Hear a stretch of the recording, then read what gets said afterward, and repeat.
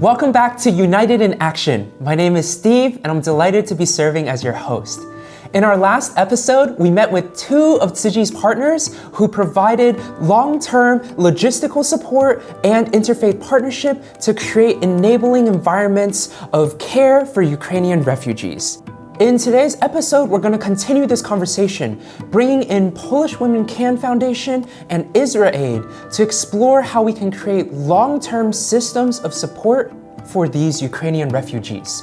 Now, let's watch a short video about Polish Women Can Foundation, who, in partnership with Tzu Chi Foundation, have created the Safe Harbor Project, which provides comprehensive support for women and children in Poland.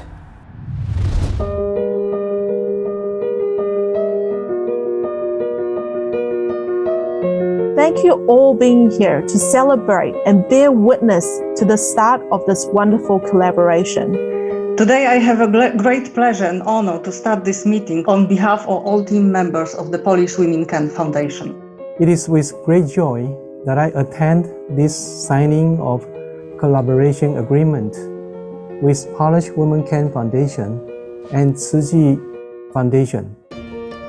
Since May 2022, Tzu Chi is collaborating with the Polish Women Can Foundation to bring relief to people seeking refuge from Ukraine. The help focuses on medical care and integration programs for women and children. Dzięki współpracy z Fundacją będziemy mogli realizować fantastyczny projekt pomocy osobom, które przybyły do nas z Ukrainy. Pierwszą częścią projektu jest pomoc medyczna dla osób, które przybyły z Ukrainy, głównie dla mam i dla dzieci, więc będzie to pomoc pediatryczna i ginekologiczna. Druga część to wsparcie psychologiczne oraz wsparcie w organizacji czasu w Polsce, nauka języka obcego, zajęcia dla dzieci i dla mam. Safe Haven is an integration space where any person who escaped from the war in Ukraine can go. Safe Haven provides Polish lessons, legal counsel, psychological services, classes for the mothers, as well as medical and psychological support for expectant mothers. In addition, 36 community centers in small towns have been awarded with grants. The main goal is to increase the sense of security and reduce the fear of Ukrainian children through their integration with Polish children with educational and developing activities. Only in July, a total of 402 people, mostly women and children, have applied to these programs. Dzięki temu kobiety i dzieci będą mogły poczuć się bezpiecznie i odzyskać kontrolę nad swoim życiem.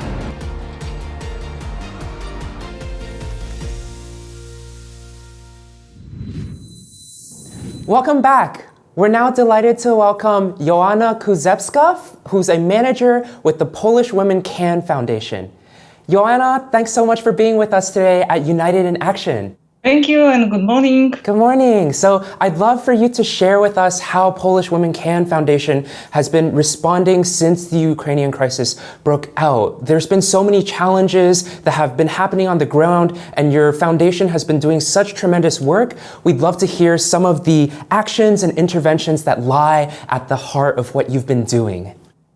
Oh, thank you for inviting me for this interview. I'd love to share my feelings about what we can do in Poland. So I must say that what happened in Poland after Russia's aggression against Ukraine, how people reacted, how much they wanted to help, it was really amazing. The first month after the war started in Ukraine was associated with a very dynamic influx of refugees to Poland. Therefore, all activities focused mainly on humanitarian aid, as well as providing shelter and basic needs in Poland. Also, the Polish Women Can Foundation, or rather first its employees have individual focused also on such help. Some of us welcomed Ukrainian families into their homes, and some of us made simply sandwiches and went to railway station to share food. As a foundation, in February 2022, right after the war broke out, in cooperation with the Humanitarian Action for Polish Dentistry, we immediately started to collecting medical equipment for Ukraine. We also collected money to purchase medical supplies for wounded civilians, soldiers, and rescuers. But of course, our main area in which we are focusing in long term and we conduct our activities systematically are children. So a month after the breakdown of the war, it was necessary to stabilize the state and support people staying in Poland in getting the possibility to living as normal as possible in this situation. From the very beginning, we saw two challenges, psychological and medical. One of the most important challenges is integration of children. Proper adoption of children by peers, establishing relationships, is a guarantee of their good functioning. It is a chance for them to overcome difficulties. We need to remember that children left their own homes, country. They need to overcome the traumas of war and adoption difficulties related to cultural differences. The difficult situation in which mothers also find themselves means that they are often not able to adequately respond to the emotional needs of their children. And of course, another area is the issue of health protection. Experiences from various war conflicts, regardless of the region, show that the influx of refugees is associated with new problems and health needs. And this is a challenge also for the care system of the country that receives the refugees. Over the past 30 years, Ukraine has experienced various armed conflicts with Russia that affected their healthcare system, and consequently public health. According to experts, Ukraine had to deal with many problems, and of course, you need to add the COVID pandemic at the end. So there is the urgent need to monitor the health, especially of children, but also mothers and also families of Ukrainian people. So Joanna, the challenges you've raised from our work in Ukraine since the crisis began has really framed our conversation into this next question so well. As we look to our long-term support of these refugees in Poland, partnership is a key to ensure sustainability, right? So I'd love to hear from you what impact this partnership with Tzu Chi Foundation has had since we've signed our Memorandum of Understanding together earlier this year.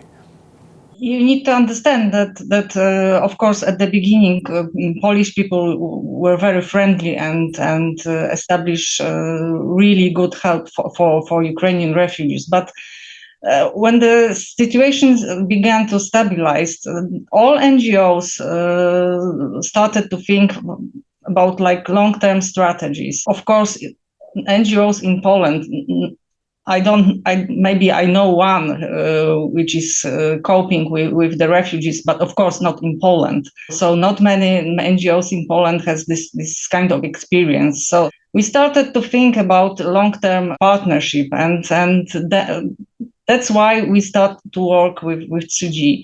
So we as a partner, we've got the knowledge how to cooperate with Polish government, how to cooperate in Polish law. So this is important I think for Tzu Chi and for us.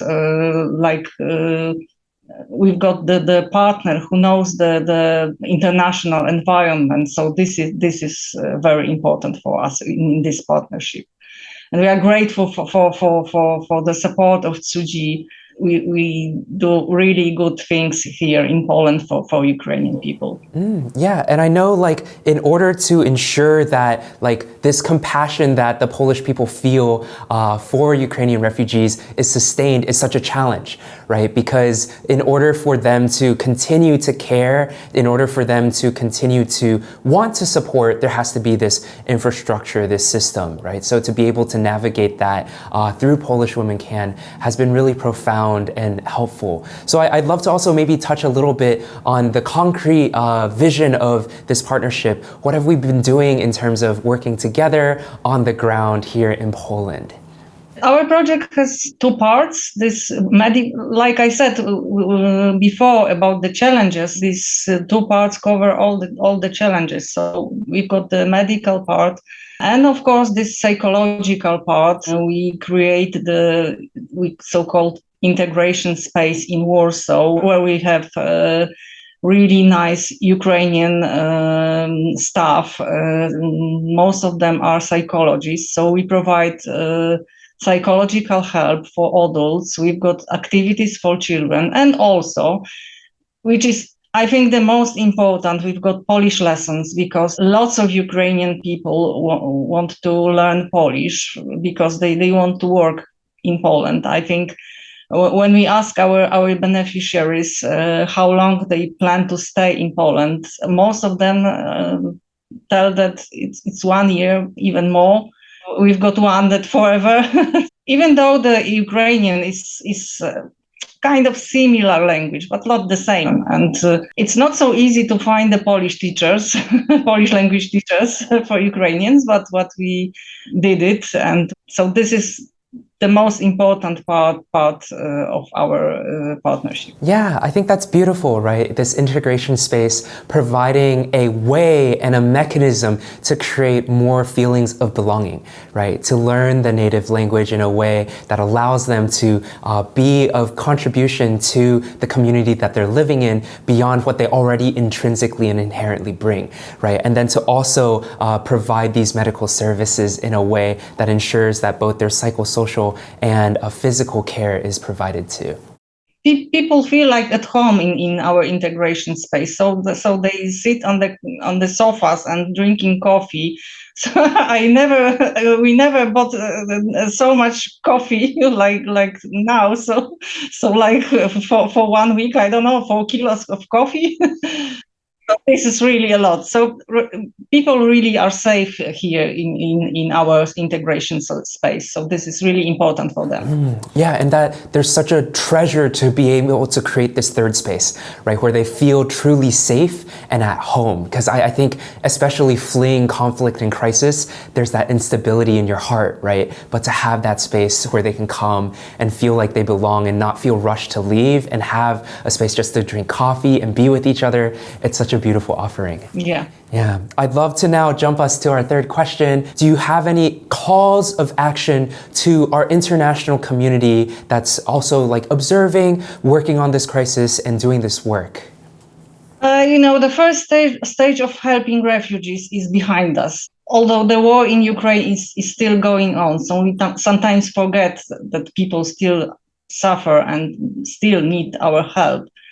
So today, the work of NGOs in Poland is very, very important, and supporting what we do is so significant to us. So anyone and as an individual can do it every day. Of course, financial support is very important, crucial, it's of course. But I believe that each of us can find our own way. Like people in Poland, they take all the people from Ukraine. You need to remember that at the beginning there was no governmental support, so people stayed in Polish houses. So I think everyone can do really a lot. So you need to just think about what to do or what you can do for others and build better future for the world. Just look around.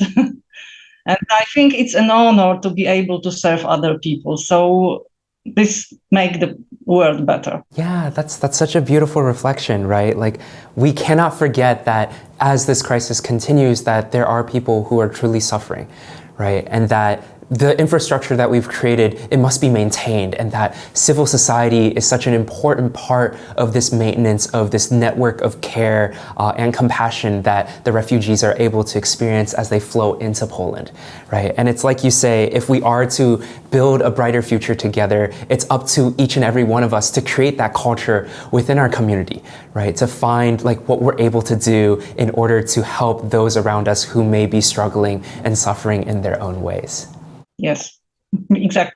Thanks so much, Joanna, for joining us today. Any final thoughts as we close out this conversation? I think I need to jump out of my comfort zone. So. Oh, well, thanks for jumping out of your comfort zone with us. I think the insights you're bringing to this conversation haven't been raised before, right? Like, we've been talking to different partners around the Ukrainian crisis.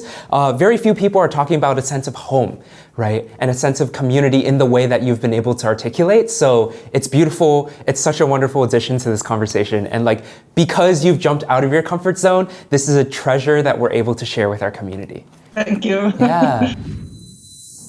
Now let's watch a video introducing IsraAID, the largest humanitarian aid organization in Israel, whose mission is to provide support for people affected by humanitarian crises around the world.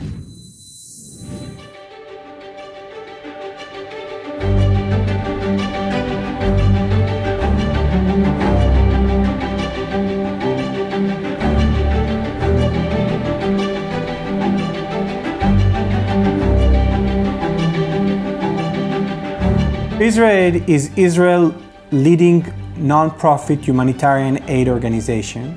We work all over the world in all kinds of crises, whether it's a refugee crisis or there's been a natural event, a hurricane, an earthquake, something of that sort. IsraAID makes a huge effort right after a disaster to be the first one to come in. We're doing immediate relief. We usually arrive on the ground within the first 72 hours to provide medical support, trauma counseling, provide people with access to clean water. We do everything as quickly as possible and organize and send a team out there to do the assessments and give the people at least the immediate relief. But even more important, we stay. We stay in countries for a period between 2 years, 3 years, and sometimes even 8 years to help the communities build back better, to help them rebuild their lives and develop community resilience. So we try to build long-term projects. To go into different communities in different parts of the world where there is magnitudes of needs, but work with the populations to create their own solutions. So while we do send teams of international humanitarian aid experts, the first thing we do when we arrive anywhere is find local partners, because obviously people from the community understand what their issues are, and also everything we do is about building solutions together. I think the only time where you can truly make a big impact on a community is where you really build trust within the community. And that's what IsraAID does so well. I believe IsraAID exists to show that communities can drive change, and that is really what drives the work that we do. Welcome back. We're now delighted to have Naama Gorodischer, the Global Chief Humanitarian and Resilience Officer of IsraAID. She has over 16 years of experience in humanitarian aid and community development worldwide. Naama, I'm so glad you're here with us. Welcome to United in Action.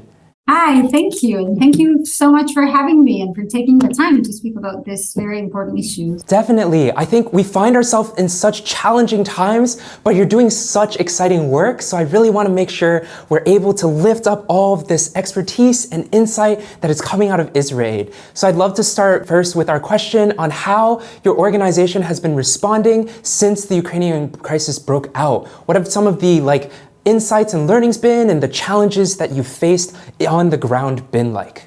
Great question. IsraAID, we're an Israeli-based humanitarian aid organization, and just 2 days after the invasion into Ukraine, we immediately sent our teams and we started working in Moldova, in the surrounding countries on the border between Moldova and Ukraine, with life-saving items, with different types of relief, and most importantly, with protection and psychosocial support to mothers and to children, because one of the unique elements of this particular crisis is, as I'm sure we all realize, the men are left behind. The men are prohibited from leaving the country.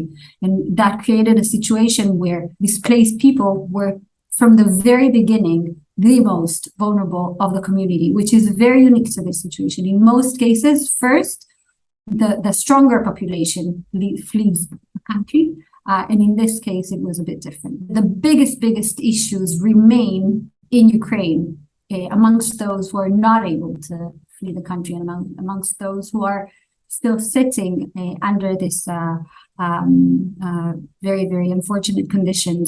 And this is when we shifted our work in Romania, where we were able to establish, together with local partners, with the local municipality, a humanitarian hub where we actually work together to promote the delivery of life-saving items, medical, non-medical food items to the communities that are actually in the front lines. And we were able to together open a humanitarian corridor, go all the way from Romania in the southeast of the country, going through Odessa and all the most concerning areas in Ukraine. And this was a very, very important, I would say, establishment or progress, because up till that point, access to that area, to delivery of items, to humanitarian life-saving items to these cities was just not possible. And currently, we are also establishing the office within Ukraine, in Odessa and in Kiev, where we work in collaboration with the authorities in Ukraine, with the Office of the First Lady, with the Ministry of Health, with the local municipalities. And really, we tap into the really inspiring infrastructure that the society of Ukraine already has. So this is really what allowed us to, accomplish our mission, which is to accompany communities, those at highest risk, promoting and strengthening the resilience of the communities and their ability not only to bounce back from situation, but also to bounce back even better. That's beautiful, Naama. I think you touched on this richness that comes forth in partnerships, this richness that comes forth in not trying to reinvent the wheel, but utilize what already exists, amplify that, support that, to ensure that we are accompanying these frontline communities to receive the care that they need. And congratulations on all of the wonderful work that you've been doing. I know the Humanitarian Corridor and the Humanitarian Hub are both really exciting initiatives. As we look towards our midterm to long-term interventions and support, we recognize that partnerships are so important, right? We can't be able to do the breadth of work that you're able to do unless we're working together hand in hand. So I'd love to hear a little bit about this partnership that Tzu Chi has recently signed with IsraAID. Can you share with our audience a little bit about this? What are the impacts? What's exciting about this? And how do we ensure that this partnership allows us to keep going? Definitely. And we're full of gratitude because I think this is a true example for what partnerships should look like. First and foremost, unfortunately, the world is not cutting any of us any slack, and there is more than enough work for everybody. We have to make sure that we share the work in a way that we are really able to serve as much of the population as is required, and as well as, and maybe even more importantly, to see that we're working in a way that complements the abilities of each other. Only then we can find the really, really appropriate way to tackle these issues. Another very important issue to keep in mind, IsraAID is committed for the long run, way after the media is left and way after the global attention moved to another issue. And even so, IsraAID is not there forever, and we don't want to be there forever.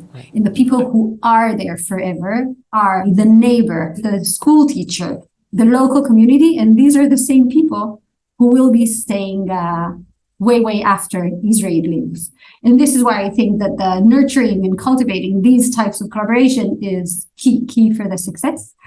And it makes me think of a conversation I had when we were visiting Odessa and the logistical hub, the partner hub that we were working in. We were introduced to our partners and the local headquarters of volunteers organizing this massive level response to serve the community. Right. And one of the key people there came up to me and he actually really thanked me for the work that we do. And he told me, it's so important that you are here and you are coming, because what we need the most is to make sure that we offer people a reason to stay in Ukraine today. Because it's the default solution or the responsible thing for people to do is probably to leave the country, but we can't afford to have all these people leave. And as a host community in Odessa that is receiving a lot of displaced communities, I was humbled to see the extent to which it was important for them to make sure that they have a reason the ability to stay in the country. Yeah, that's such a beautiful reflection of both the role this local community plays in the sustainability of support, and then also how together with international and local coming together, we can create this enabling environment of homeness, right? A place of belonging that people can truly feel like there is something there for them. Right. And I love that you're lifting up this difference between how we can complement each other's work versus compete. There is infinite work, right? There is more to do, whether it's the work you're doing on psychosocial support, child support and maternal support, all the way out to this more long-term strategic creation of these structures, making sure that local government is involved with civil society and the health of our work. All of this, it's infinite, like there is always more. So why not come together in harmony and do this work together? I'd love to now jump over to thinking about our final question, which is really recognizing that we're still in the midst of this crisis. Attention has kind of strayed away from the Ukrainian crisis as a whole, right? Like the news cycle continues to go, but we know there are still urgent needs and issues facing these Ukrainian refugees. I'd love to hear, do you have any calls to our international community as to how they can continue to step up and support this beautiful work that we're doing together? And then also, what can our listeners as individuals do to support both our work and then also create this enabling environment themselves? If I had to say one thing, that would be make sure that we remember, that we stay tuned, and for all of us to remember to be advocates and to make sure that the world doesn't forget, because of two reasons. One, because the situation in Ukraine is not getting any better. The assumption that we have, perhaps, that is we don't hear of it anymore, means that people are better off. That is also a very wrong assumption. Even after the situation will improve and the war maybe will end, the recovery efforts after this type of event and the rebuilding, the resilience of the nation, of the community, of the people, that requires our attention as well. And as we do so, I think that it's also important, extremely important, to remember that funds are required for Ukraine. And at the same time, to a large extent, the attention that is given to the crisis in Ukraine and the proximity that it has to Europe. I know that it turned away the attention from very concerning other humanitarian crises globally, and the funding is now drying out, and the helping of situations in one place are taking away from the ability to support dire situation in different places. If we talk about the drought in the Horn of Africa, or we're talking if we touch upon the invisible crises that are never getting sufficient attention, or the protracted emergencies. So my second call would be for people to just remember and to continue work to source for funding for these, or to even give funding to these forgotten emergencies. And the last one is perhaps to work with us and support us in any way possible. Those are such beautiful reflections, Naama. I think from all the way of the systemic to the individual, there are things that we can do to materialize the invisible suffering that people are facing globally, right? And to recognize that our voice alone has a power, and that power is to raise awareness, it's to remind, it's to shine a light on these dark corners of our world and say that this doesn't have to be this way. Right? And to also recognize that as we rebuild, that it is a journey that requires all hands on deck to ensure that we not only recover to where we were before, but that we build to become better, to flourish and have a future worth passing down to the next generation.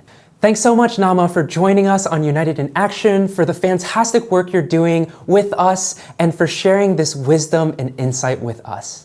Definitely. And thank you so much for having me, for allowing the time to discuss. And thank you for all the work that you are doing together with us and together with other partners. This is the only way that we can actually make sure that we work together to make this place a little bit more livable. Thank you. Thanks so much. Through our past 3 episodes, we've been able to showcase Tzu Chi's multi-sectoral partnerships in response to the Ukrainian crisis. highlighting some of the key challenges that have emerged for Ukrainian refugees as they flee the conflict. With this, we will now be wrapping up our coverage of Tzu Chi's partnerships in the Ukrainian crisis. In our next episode, we will be celebrating New York City Climate Week, reflecting on how we can continue to unite in action. This special episode will be hosted with a live audience, and we'd love for you all to join us in person here in New York City. Thanks so much for joining us for this episode, and we'll look forward to seeing you all very soon. Bye-bye.